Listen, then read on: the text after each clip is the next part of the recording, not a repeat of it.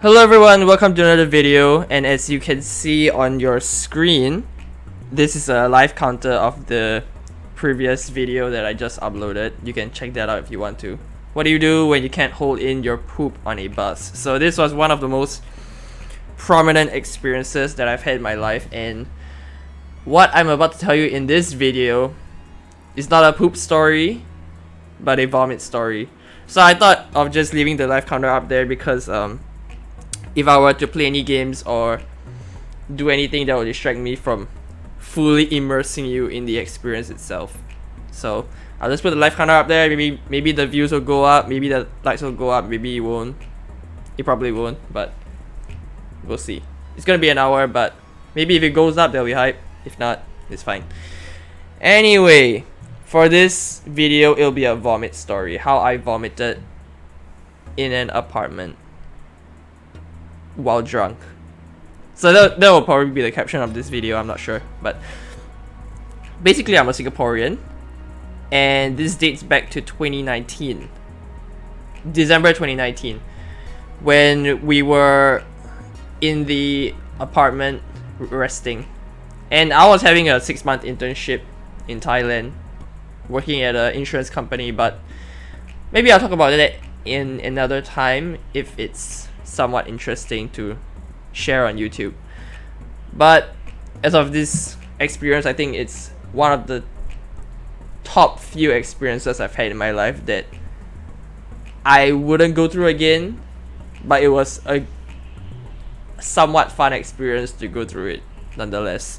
So anyway, this story started when me and my roommates rather, two of them, including me, so 3 of us, wanted to have a year-end party at my apartment. You know, nothing big, just a party to celebrate the year-end and drink, and yeah, I think it's a common tradition for most Asian people, perhaps, to drink and have fun at the end of the year to celebrate.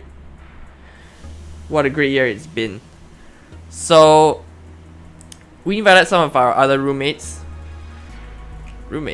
We invited some of our other friends from school who were also living in Thailand but working at a different company. So we're basically like scattered all over Bangkok in different locations, in different apartments, and then we just decided, hey, why not get some Thailand friends, some Singaporean friends over to our apartment, have a drink, have fun, just vibe, and you know, see what you can do, just have fun.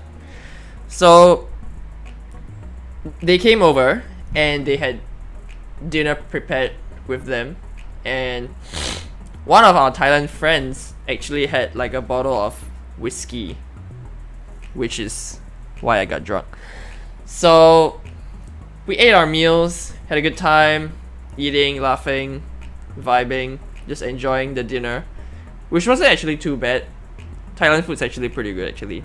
I can confirm this since I have been living there for 6 months. I can tell you that Thailand food is not that bad. So we ate our food, and I'm not sure if this is a typical tradition, but we decided to sing karaoke and drink at the same time.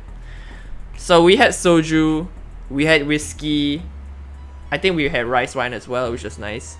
So we had like 3 different types of alcohol. So obviously, you know, like when I list the number of alcohols on there, you know the night's gonna be wild. It's gonna be crazy. So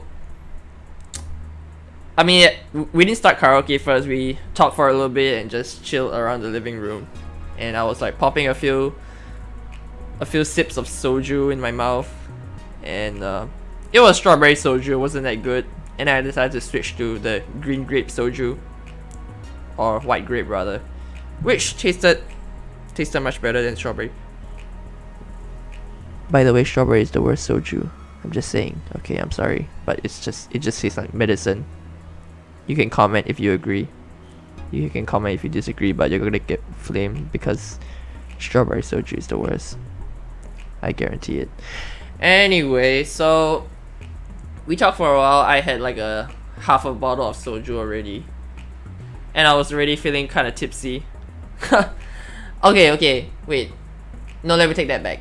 I wasn't feeling kind of tipsy. I was just, feeling the alcohol. Cause I had like half a bottle of soju, nearly a full bottle, but I decided to hold because I saw the gigantic full bottle of whiskey that they brought in. And also, by the way, some context is that we didn't have like Sprite or Coke, so we were just drinking like the straight up alcohol without Coke to dilute the alcohol or anything. We didn't have Sprite, we didn't have Coke, we didn't have 7-Up, we didn't have 100 Plus, we didn't have any of that.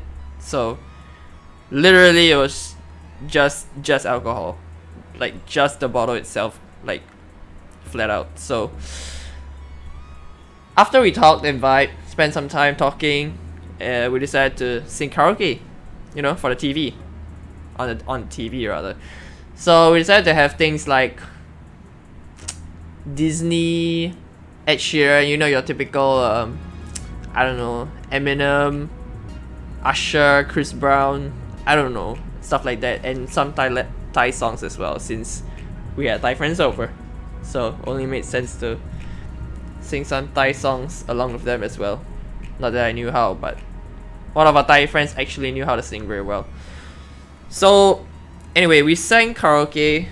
We took turns holding the mics, how it goes, right?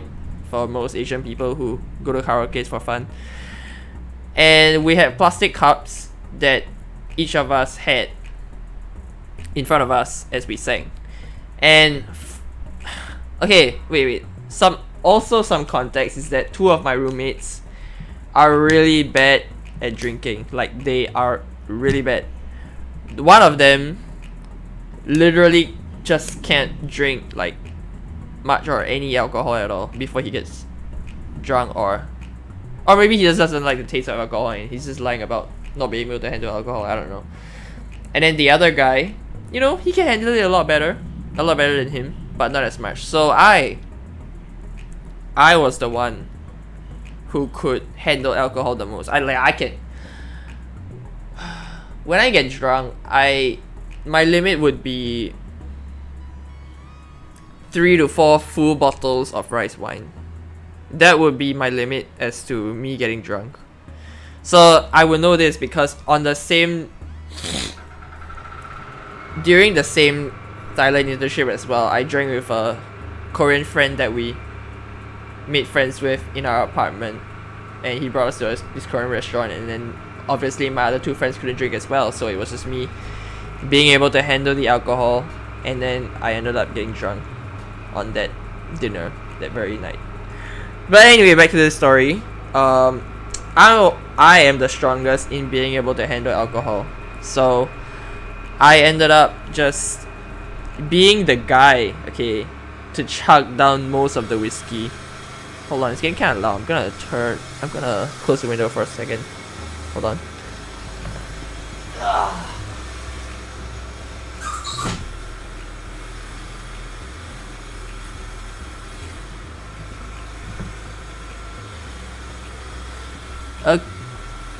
Okay, close the window did not help at all. I don't know why they started drilling right now, but now that I've told the story halfway, I refuse to stop.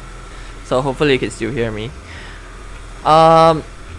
So since both of my friends did a disclaimer that they couldn't handle much alcohol, obviously I and like two other friends were the only one who could handle the whiskey. And I mean, since they brought the whiskey over, it would be a waste to just have like a few sips and then bring it back, right? So I think we've actually finished the entire bottle of whiskey, which was crazy. So and okay, and not to mention this very important detail, but not only did we have to finish a whole bottle of whiskey, and this reason, okay, hear me out, is because the guy that brought the whiskey literally poured the entire bottle into our water boiler. Now I don't know if this is a good idea, because this will obviously leave some alcoholic smell in the boiler, and this would dirty the boiler. But also this literally assume that we had to keep the whiskey, you know, and he was assuming, or he was under the assumption that we would definitely finish the whiskey, because he poured the entire bottle into the water boiler that we had in our apartment, which was used to boil water. I mean, I don't know how boiling works. Maybe boiling would boil away the alcohol in the boiler, but I mean, he did it anyway, and that would imply that we had to finish the entire whiskey in the water boiler. If not, it'll be a waste, right? If we just pour it away like that. And I mean, I think whiskey is relatively expensive, so he literally assumed that we had to finish it. But anyway, back to me. This was the crux, or rather the horcrux of why I got drunk. So we were singing karaoke. You know, as I said, my friends don't really drink. I do. I can handle my alcohol relatively well. And I started to sing karaoke songs, and you know, they gave me a lot of songs to sing. And I had my plastic cup in front of me.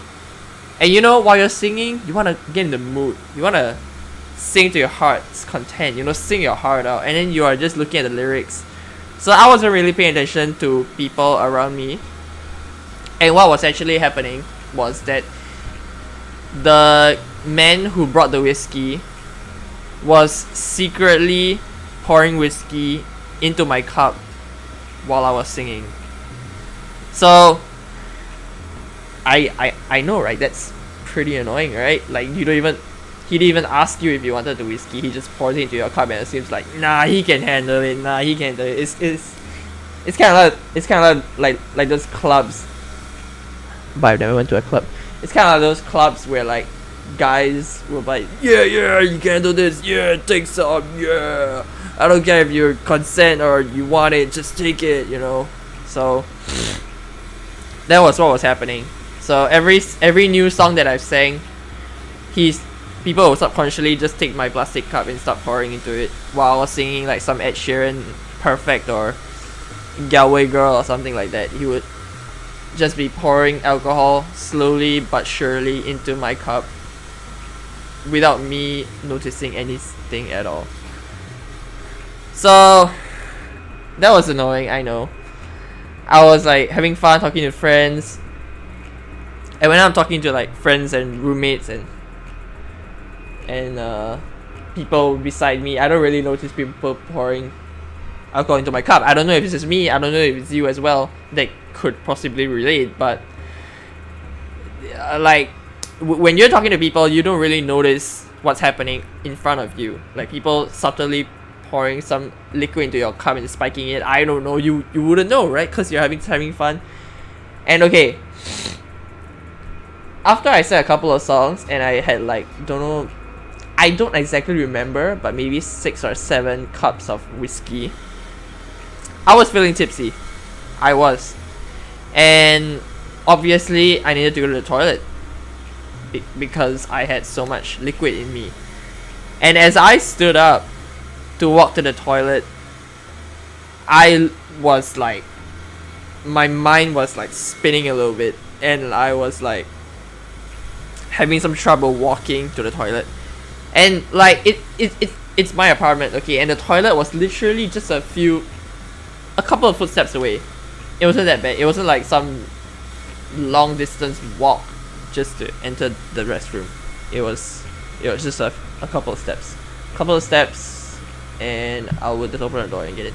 But I was really feeling the alcohol within me, where I knew I couldn't handle it, and I was like walking left and right and being like, whoa, you know, if you ever gotten drunk, I'm sure you can relate to me to some extent, that it was not great to walk to the toilet. And then because I was like I had to like hold something like in between me and the toilet because it was just so difficult to walk. And I do realize, and I do confirm, that this is the struggle of me when I get drunk. maybe some people are different. Some people get drunk through different ways. Some people's side effects are different, but for me, it will be having trouble walking. But I will still be sane. My mind would still be conscious and sane, and I will know exactly what I'm talking about. But it's just the walking and my mind spinning that is the aftermath of me getting drunk. So I went to the toilet, peed, came back, walked back unsteadily, obviously, staggering a little bit with my eyes being like, whoa, like, okay, this is crazy, you know. But like, you know, we continued singing karaoke, and I was not doing well in singing the karaoke. Like, I was like missing out on some words. I was dizzying out halfway through the songs, and I was like not feeling good. But yet, okay, fine. Understandably, it would be difficult for other people to notice if I'm drunk, and especially my Thailand friends that came into the apartment for dinner. They wouldn't exactly know how much I drank, because they were just pouring me cups, you know. Like, how would they know? You know, they were just drinking themselves and giving me cups, so I don't think they would know much exactly. But I continued to sing, not as well, definitely, because I was already drunk, and he continued to pour whiskey into my cup, and I kept drinking. And then it got to a point where it was nearing the end of the party, so-called, and then the water boiler was also almost empty, and he was like, yeah, Caleb, yeah, finish it, you know, you got this. You're like can on, finish it, easy, you got this, you've been drinking this whole time, might as well finish it, right? You know what I'm saying? You know, things that they say to make you finish alcohol. Yeah, they said those lines. So I was hesitant, but I was just like, okay, I'll drink it. So I drank it, and I don't know what's wrong with me. Okay, I don't like, they just give me alcohol, I just drink it just because it's a party, just because the atmosphere was there, the vibe was there, the, you know, like me wanting to be a man and being the hyper carry for my teammates or roommates that are so weak in drinking, and I wanted to be the one to like push through and you know, be the one to finish the alcohol, you know. Like, I'm sure you guys had that feelings when you're in a friend's kind of scenario and you just want to be that hero for them and help them through and just drink all the alcohol for them when you know that they can't, and just be their hero. I'm sure you've had that before, maybe once or twice in your life. So we finished the alcohol, and that obviously signified the end of the party. So we said goodbye. I said bye unsteadily. I said, yeah, bye, you know, bye, in like a drunken kind of way. And then they were like, yeah, bye, see you. Because we ate all the food and we cleaned up the place. We cleaned up the living room, the kitchen, and so I headed back to my room, and I crashed on the bed. Naturally I would, because I was drunk. I crashed on the bed, and I was so out of it, bro. Like, I can't even begin to explain to you. I was so tired and so drunk, and I was feeling sick as well. And because this is a vomit story, that's why I was feeling sick. So halfway through the night, I'd say we ended the dinner at around 10 or 11 p.m. And halfway through the night, at around 2 to 3, I puked on the bed. And I was way too tired to like walk to the toilet, obviously, because I was so out of it, right? So I will puke on the left side of the bed, like just throw up straight up, like throw up massive piles of sludge and gooey stuff on the side of my bed. Okay, wait, hold up. Okay, picture a pillow, and then there's some space in between the pillows, right? Because the bed is so big. So I didn't really move my head much. So I would tilt my head to the left, not really consider the side of the bed not being the end of the bed, and I just puked anyway. And then when I realized that, then I would I would push my head over, crossing the space between the pillow and the end of the bed, and then I'll puke on the floor. And then I'll do the same on the right side, and then the left side, and then like the cycle goes on throughout the night. And my roommates were people who like to stay up. I don't know why, but they just like to stay up in the living room and just chill and have a good time. So my roommate, we'll call him Brian. So Brian decided to come in and check up on me, and when he saw all the vomit on the floor and on my bed and around my mouth, because I was so intensely just knocked out. I mean, if you know roommates, you know they'll take a video of you, right? They'll take a video of you, Caleb, what's going on? Caleb, are you okay? And then they would and then he was genuinely concerned for me, so he was like, Caleb, you wanna go to the toilet? And I said yeah.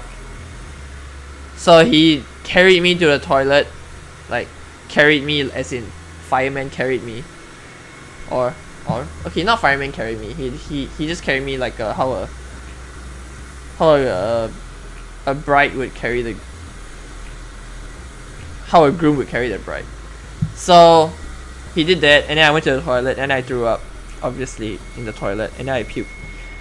And then I went back to my bed, and I continued resting for like a good 30 minutes or 1 hour more. And then I puked again on both sides. So you can possibly already imagine how incredulously smelly the room must be. Like, it was so smelly, it was unbreathable, but yet I still had to endure and go through it because it was my room and I had to sleep. So I had to sleep with that incredible amount of smell that was just circulating the entire room. And like, I was, like, it was not great, man. Like, let's imagine you wanting to sleep, but at the same time your stomach's feeling weird, and at the same time tons of vomit is just spread out in your room, and at the same time your mind is just weird, and you're so accustomed to the smell because you're so tired and you want to sleep. So there was a bunch of scenarios going around right now, and man, it was so bad, bro. It was just nastiest thing, crazy, one of the worst experience I've had in my life thus far. And I don't know, like, I'm really sure you can pretty much imagine. And I was sleeping in vomit basically, because when I puked beside, when I was too lazy to push my head towards the edge of the bed and puke on the floor, I would just tilt my head, just like a small little tilt, and then just puke straight up, like vomit leaking down my mouth, leaking down my lips onto my chin and onto my clothes that I slept in. So it was not great. So I had like vomit all around my mouth, I had vomit on my clothes, I had vomit on my pillow, I had vomit beside me on the pillow, and I had vomit on the floor. So you can just imagine how bad it was already. Like, I think that's well enough to describe my experience for the night. So I woke up the next morning, and luckily it was a weekend, I believe, or it was a public holiday, which was why I didn't need to go to work tomorrow. Imagine if I had to work, bro. Imagine me having to work tomorrow. I would have to clean up the entire bed, the entire room, clean out the smell, and then head to work with me being in a drunken hangover state, right? Like, there was no way that would have been viable, like, in any means. So I was pretty lucky that there was like a New Year break and I could rest before tackling work like 2 days or 3 days after. So I woke up, and for some reason both my friends already left the house. I mean, maybe they had work in their company, maybe they didn't, but regardless, I was the only one at home. I woke up, still a little bit hangover, but a lot less hangover obviously.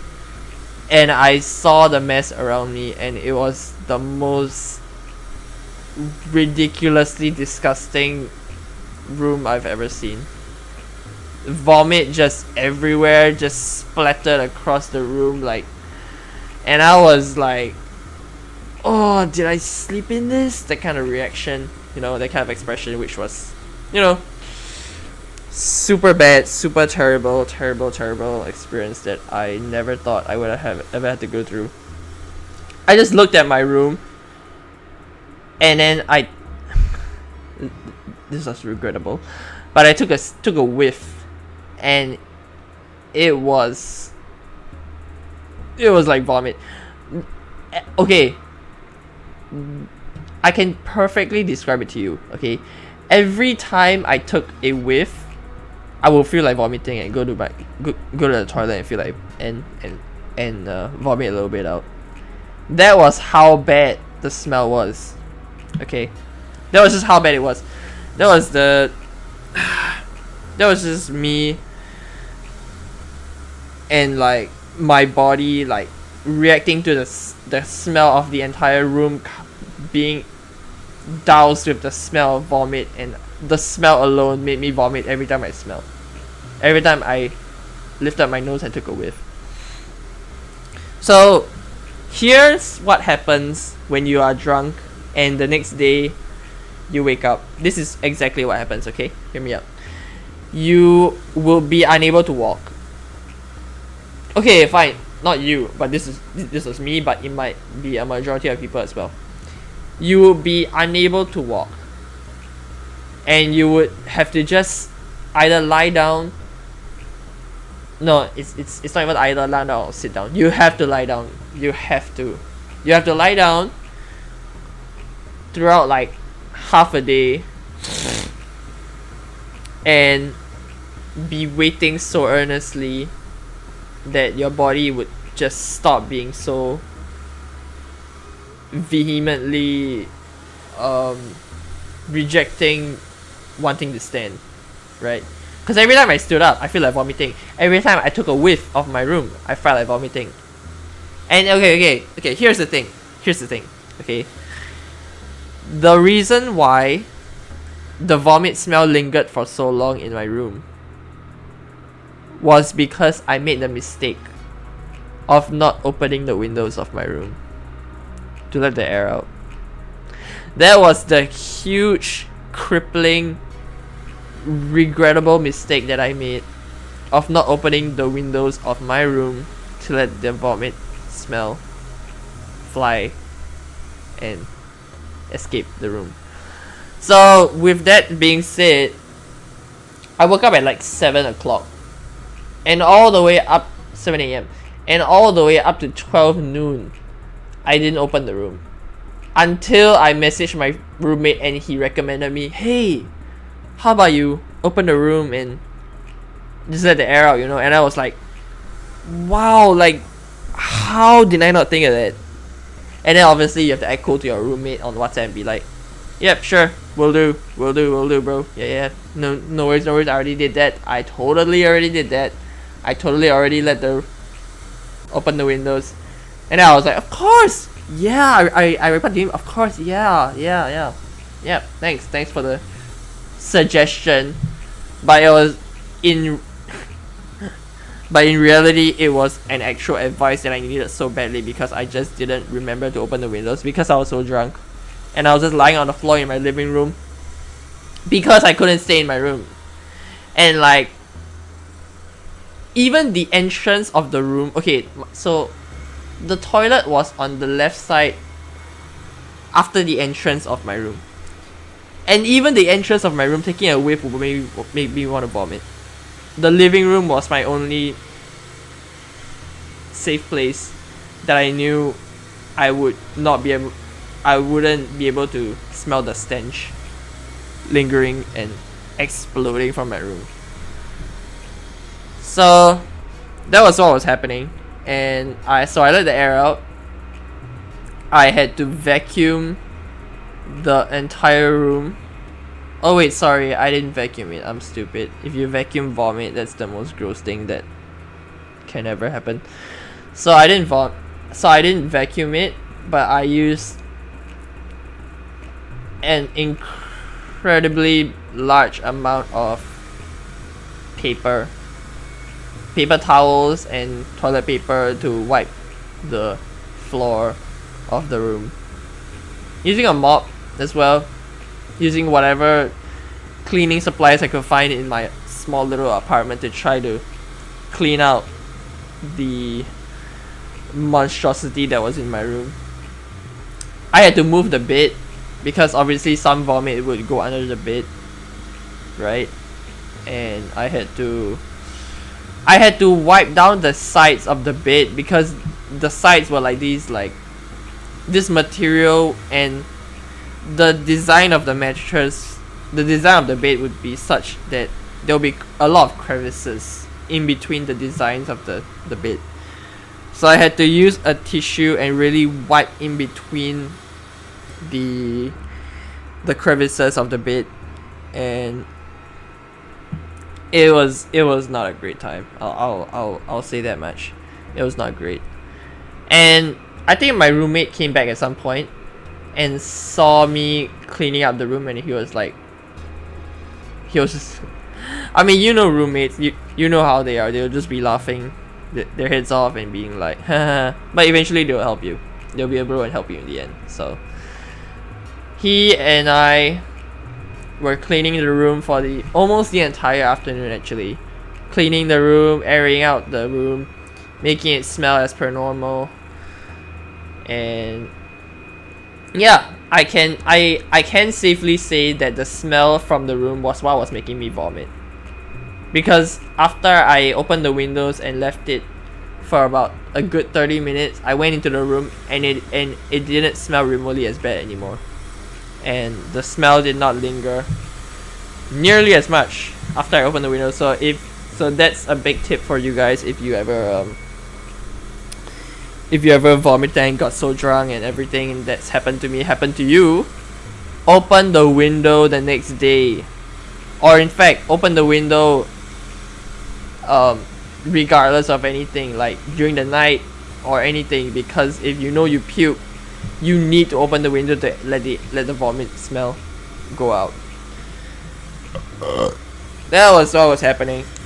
And I think at around 5 or 6 p.m. only then was I able to actually walk properly. So that was the amount of time it took just for me to stop lying on the floor like a man in a coma or something, and I was able to walk around at around 4 p.m.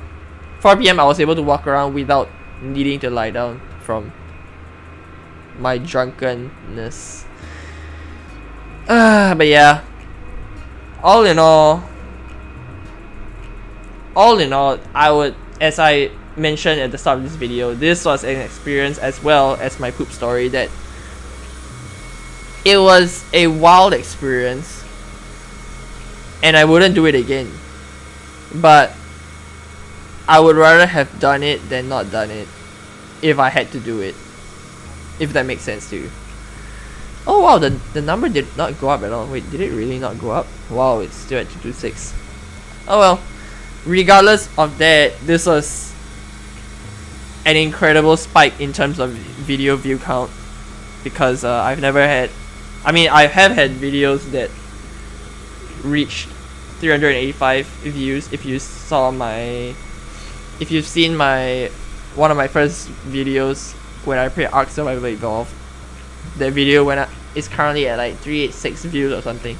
So this amount of views is really crazy, because I started back YouTube recently and all the videos have just been like less than mediocre, like 30, 20 views if I'm lucky, 30 views. So this video, what do you do when you can't hold your poop on a bus? It it exceeded my expectations fully, and I got 3 likes as well. I mean, this is a great start anyway, and I just thought that, well, if I see that you guys like to see, or hear my poop stories, and I just wanted to share this other story that I've had during my 6 months in Thailand for my overseas internship trip. So if you guys want to hear more of this, that I can share about what happened during my 6 months internship as well, apart from my poop story, like me traveling or stuff that I did that was pretty crazy. I don't know. Let me know in the comments.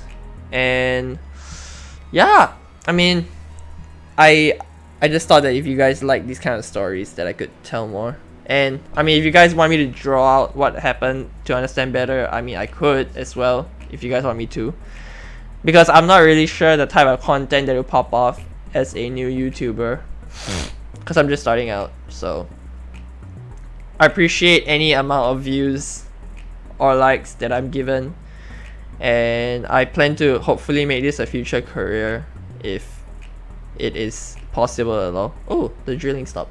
Nice. Thank you for watching though. Thank you for hearing me out on this video. I know that I'm not the best storyteller like Ludwig, or like, I mean, Ludwig is really the best storyteller in my opinion, so I don't know anyone that can top him, but I'm more of the type that will just kind of speak my mind. And Most Critical obviously as well. Most Critical and Ludwig are really fantastic storytellers. So I'm really average for now, but I really hope that I can get better, or maybe write down a script before undergoing this video. I guess that'll be smart. Thank you for watching. I hope that this video achieves the same amount of viewership, hopefully. If not, then I mean 100 views, I wouldn't really complain at all. 100 views would still be very nice, because all my other videos of ARK and other gameplay videos have just been less than mediocre in my opinion, except for my food mukbang video recently, where it got 70 views, which I really appreciated. But thank you for everything. Like, comment, subscribe, all that good stuff, and I'll see you in the next video in about a week. So thank you and goodbye.